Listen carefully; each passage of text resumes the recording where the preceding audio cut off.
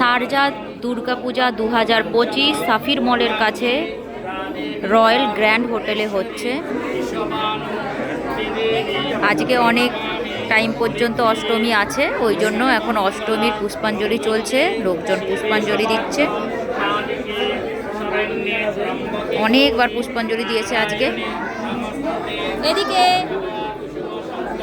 Smile, high.